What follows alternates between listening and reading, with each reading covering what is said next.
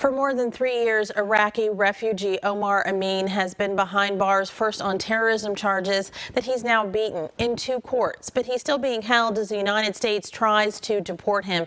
Amin was arrested in 2018 while living in Sacramento on refugee status. He was accused of murdering an Iraqi police officer before he came here and helping to start an ISIS terror cell. Last fall, a judge decided even though those allegations have been debunked, this husband and father of 4 could be deported. He wrapped up January fighting for relief from those removal plans at a hearing that will continue next week. I'm live now with one of the lawyers trying to help him stay in the U.S., stay with his family, Elise Chagall. Good morning to you. Good morning. Your client, Mr. Amin, is applying for a green card as a refugee and presenting his defense against deportation. I would think the biggest argument in his favor would be that the courts have already decided he didn't commit murder in his home country and that he wasn't part of an ISIS terror cell. Well, that's part of our applications for relief. Applications for relief in immigration court are the way someone presents a defense against removal. So that is one piece of it. We have visited about this before, but given these very serious charges that he's been cleared of, what do you believe is at the root of the evolving push by the federal government to get him out of the country? That's a very good question that we ask ourselves every day. And have you been able to come up with any theory as to why?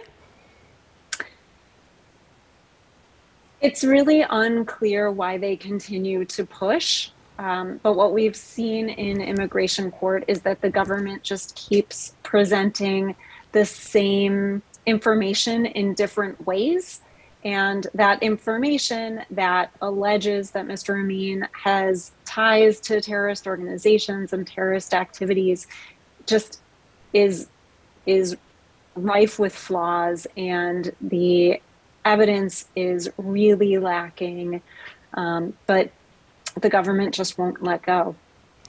In addition to the stress of being separated from his family for years now, part of this hearing was postponed because Omar's whole prison dorm was in COVID quarantine. Do you know what the situation there is right now?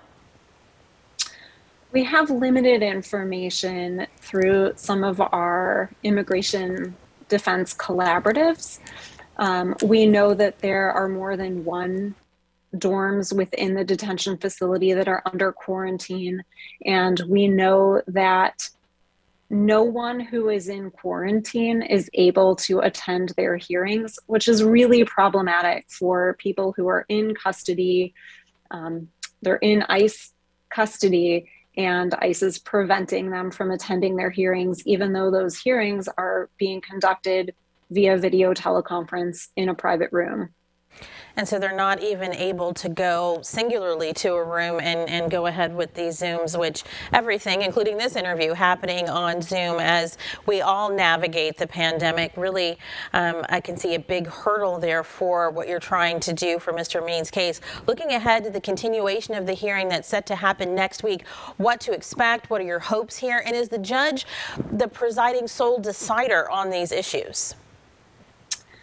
So we return next week on February 18th. We intend to wrap up our presentation of testimonial evidence that day.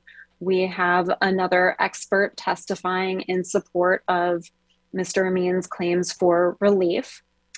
And then we will conclude the evidentiary portion of the proceedings. There will be some legal arguments done in writing, and then we expect a decision from the immigration judge sometime after that. We don't know the timing on her decision. Okay. And then just how difficult is it to sort of pick people to testify, experts to bring in and defend against this deportation when, as we were talking about a little bit earlier, you kind of still don't know exactly what their goal is, the reason why?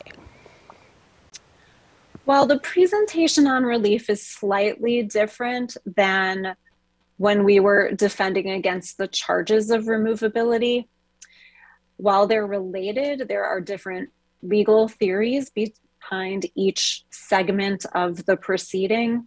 So we are able to move forward with our presentation of the evidence. On what basis? What are you arguing exactly? We are arguing that Mr. Amin needs protection from removal to Iraq, in large part because of the allegations that the US government has brought against him and the extensive media coverage this case has brought. And with the stress of all that's happened, how is he? How is his family doing?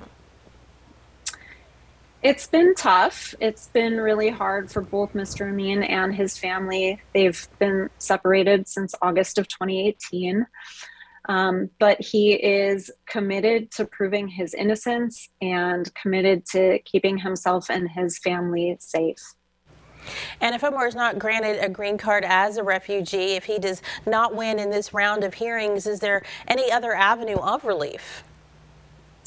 We do intend to appeal if he is not granted relief from removal. We also anticipate that the government will appeal if he is granted. So we do anticipate the fight continuing into the future. Been an already long fight for him, for his family. You've won some, significant gains with the other charges sort of being debunked, but obviously this a huge hurdle. Thank you so much for coming in to explain. Thank you.